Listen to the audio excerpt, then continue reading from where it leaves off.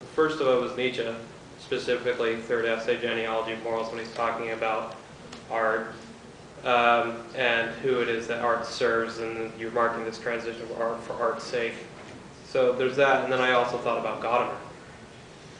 And I just don't know if there's any feng shui there or what's going on. Maybe you could mention something about that. Yeah, I'm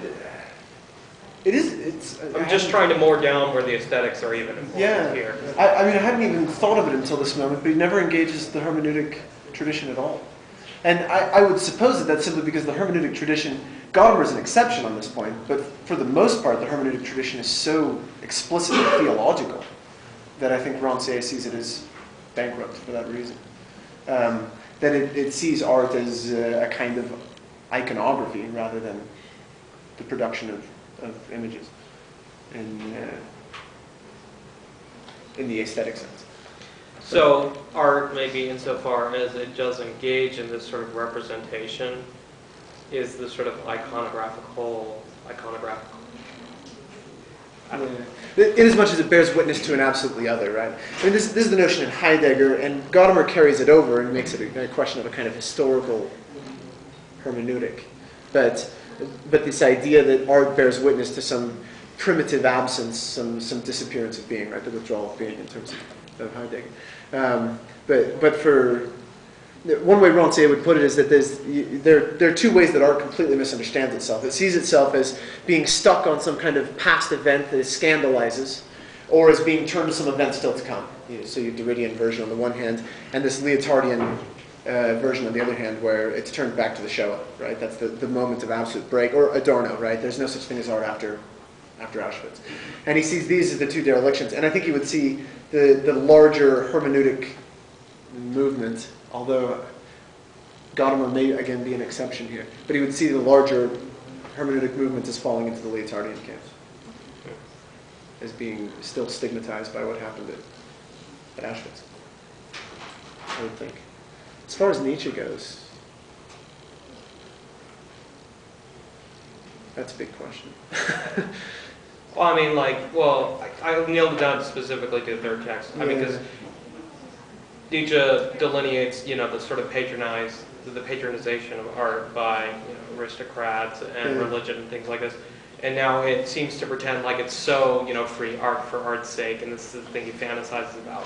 Where we do have considerations, like Greg says, it seems like it's stapled down to somebody still, and that was Nietzsche's concern, is that it was going to essentially staple sound down to scientism and some sort of vulgar notion of atheism and things like this. Yeah. So, I mean, it seems to me like there might have been some communication. I don't know. Yeah.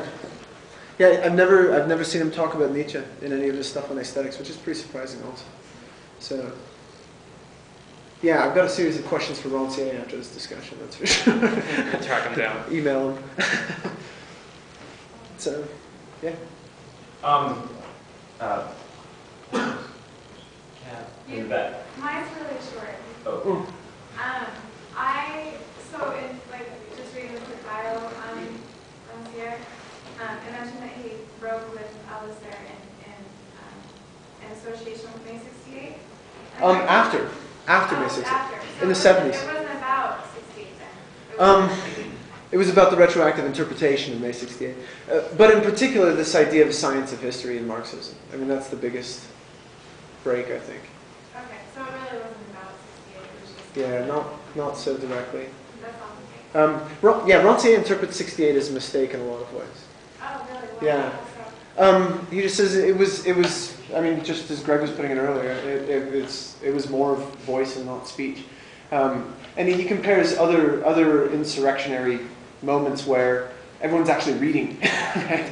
and looking at the theory and trying to sort out what's going on, and hence genuinely speaking, if you will, rather than just taking to the streets and getting involved in the. Okay. Kat made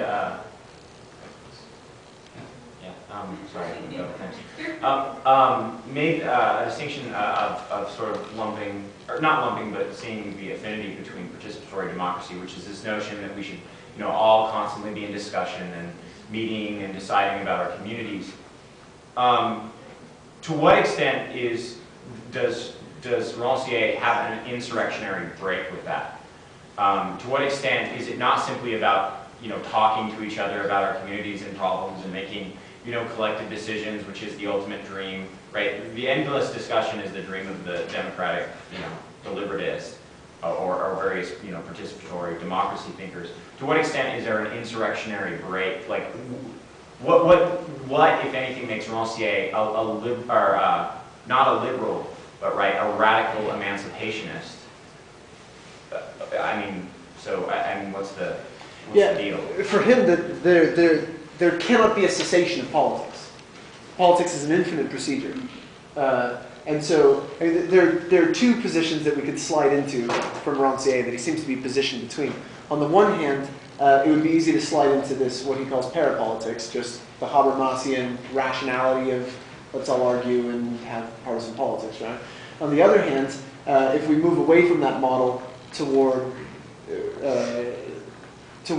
emancipation, it's easy to slide beyond Ranciere into this position that he calls metapolitics, where the purpose of politics is to abolish politics.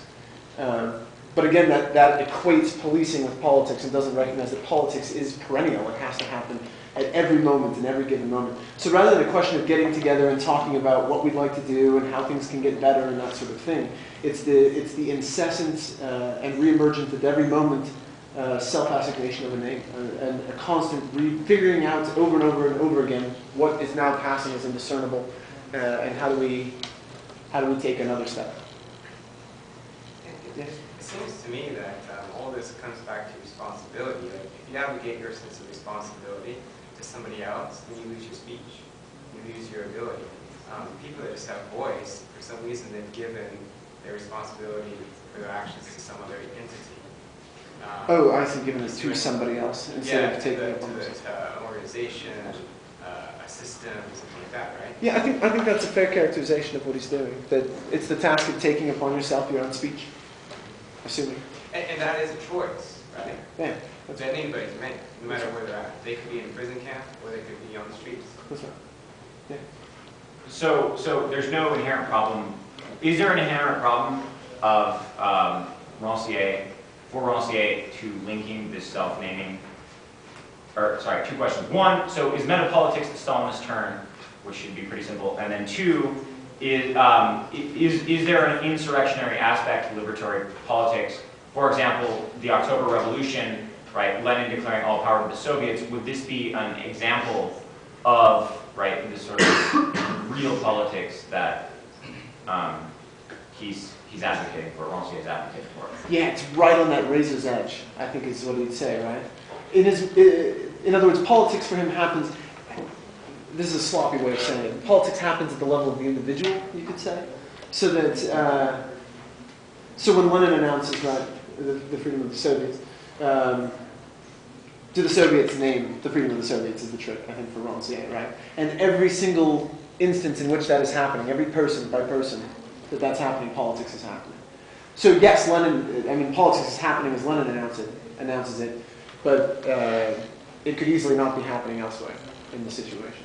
And the Stalinist turn, yeah, I think you could equate that very nicely with this. It would be one classic example of it. And this is why I've been fascinated reading theory of the subject, which we've also been reading. But I think Badiou's earlier work in theory of the subject is very similar to this aspect of Ranciere's critique of what happened in Russia. Do we have any further questions or comments for Joe? Yeah. I'm just curious when you say that, I guess I'm not familiar with Ranciere, but I'm feeling out this consensus here. If May '68 is a failure, is it just because it did not obtain its ends, or is it actually sort of detrimental to whatever was being aimed at?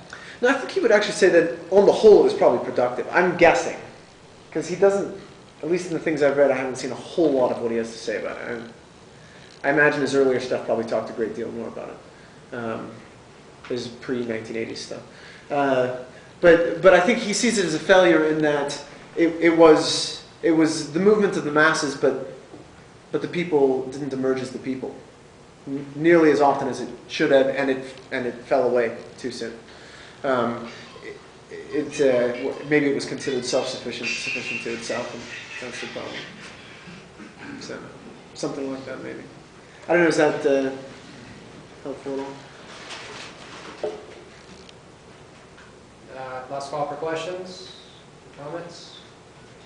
We'll have Paul up in a second to talk about the Haymarket riots, but let's give you a hand. Thank you.